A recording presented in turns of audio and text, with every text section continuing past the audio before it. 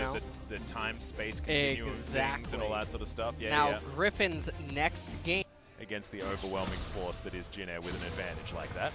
As we might actually be telling the truth. As that's a really nice trouble bubble as Dove does land the chains though. Q's going to land on Fleet, goes in, but there's a brilliant stopwatch to deny it. Summit moves on over. It's going to be First Blood going to the Zoe, but she immediately pays for it with her life. And now the Silas is in amongst it. You've got a really good flash to get out of everything that was offered forward. And Summit gets in range of the Kingslayer to keep him alive. Nova now trying to limp away. Lindrock's going to burn to death. And Sandbox answer back. These skirmishes are beautiful lead as they close in on the bottom lane. On Fleek though, might actually be able to find Grace here. The kickback, the Q lands, and there is no escaping this one. That flash was honestly a bit silly. Yeah, and Grace is not having the best of times right here. Summit taking a fight onto Linderong here. Yeah, absconding his way forward. You gotta find something here, as I believe Kingslayer should be coming back off cooldown. Actually going for some little dive here, but gets himself the shield back, and now Dove and on Fleek, the Goon Squad coming in to try and take down the Yorick, and where is he gonna go? Dark Procession is actually going to arm and saves it. Controlling the vision, Thresh is gonna be the one zoning. He can just summon the box and slow everyone down. No, look at how far away the vision is for Linderong. He has to teleport so far away as Joker gets the... Okay, yeah, we do lock down the Baron here. Summit's actually the one that grabs it, but now Jin Air looking for the team fight. On Fleek going to be the first target, no flash, no chance, and he... Yep. Throws up the Maiden, has a couple of tools there as well, and we are going to be able to crack it. True Shot Barrage flies forward. Now Dove lands all of his buttons onto Grace, who gets himself out of there with the cleanse, but now won't have that for the ensuing flight as Onfleet gets the kickback. It's onto the Braum though, but Onfleet goes into his stopwatch. C's now in trouble on the front line, has the ultimate stopwatch there as well. Inhibitor does go down though, and Sandbox not going to be stopping anytime soon. Root very high on his health bar. As our Sandbox look to just push their advantage further forward. Root gets a lot of damage onto Ghost though. He wants to be able to find some minions to auto-attack to get that health bar back. Oh man, I feel a sandwich. Yeah, peanut butter jelly time. In goes Dove, wants to just get the obliteration, and Root, he's burning down, wants to get something done. He breaks a Banshee's Veil, but that's it, and all the damage has been eradicated. Nova, quick to follow. The double kill comes forward. Jin Air thought they were in a good spot, but Sandbox had them right where they wanted them. Once again, Julian is going to come in, and I feel like this time around, Juliet, not a lot of options. As Linderong gets his teleport cancelled, and he's now got two members of Sandbox surrounding him, and the ace comes forward. Sandbox have dealt with Jin Air 33 minutes in, and they will win game one. They're breaking the script. You know what happens when this happens. Oh, it's got to be a reverse. Yeah, something's really just going wrong. Yeah, no. But I mean, it's Jin Air just making sure that we stay hungry.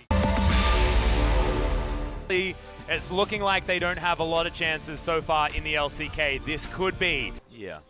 So the cheating didn't happen. I'm okay with that. Flash from Summit to dive on top of Tana. They know that he ain't going anywhere. First Blood goes over to the forward, but Summit's just not losing his health bar. Tana just doesn't offer too much damage with this Ninja Tabi early build. And the teleport's coming in. Jin Air are looking to try and force this one as much as possible. World Ender still on cooldown. And that means that that's an easy. But yeah, no, you're right. That's a toughie, as Summit has to ult, wants to get under the safety of his turret.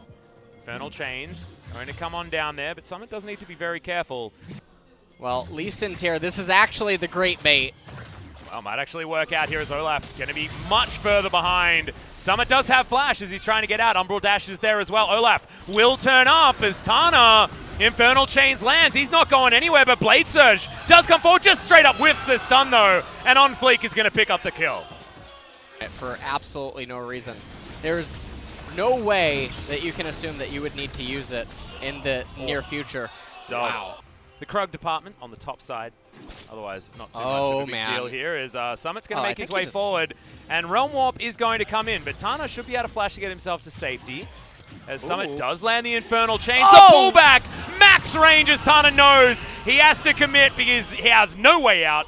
And of course, he's gone straight to the death chain. Get back to it. So we're gonna go back to, okay, never mind. We'll commentate the siege while it's happening as Chongo does throw out the claw, and they should be able to keep this one alive unless Chongo's gonna get picked off. No, he's gonna go into his stopwatch as Summit does have the World Ender. He can dive underneath this one. It's Kellen. One auto attack away from death as Summit wants to die. World Ender just about to time out, but he does get himself back into the inhibitor turret though. Jin Air don't quite know where they are as there we go. Realm Warp gets Dove over there. Chongo thinks that he's in a good position to flank. But is he? As the Dark Binding lands onto Kellen, Stitch finally gets through, but the damage has been done. Base broken for Sandbox. And I don't know why Jin Air aren't pulling the trigger. They're doing the do-si-do. They're being ran around the map. Where's Chongo going? Looking for a flank, but that was thinking that Sandbox were going to exit, as now Vanguard's edge flies through. Tana trying to get this one. Already some very low health bars as Ghost has been taken down. Tana trades his life now as Stitch. Very, very low, but on fleek on the back line finds himself alone.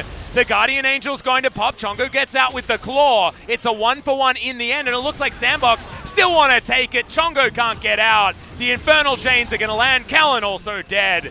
Sandbox, 50 seconds, and Elder Drake will come up, and Sandbox, you can imagine, happy to take it as Chongo. He's going to flash on forward, but just not enough damage available. Kellen has to flash in order to get back, and Sandbox are more than happy to take this fight. The kill does come in. The World Ender is great from Summit to keep him alive. He even has a Guardian Angel, and they'll say, well, okay, I guess we won't back away. We're going to look to win the game right here as Arrow going to be successful once again, but Dove immediately cleanses that one off and flashes forward, looks to punish as Tana's taken down. Malrong and Stitch just looking on as their Nexus is obliterated, and Jin Air, unfortunately, yet again go down 0-2.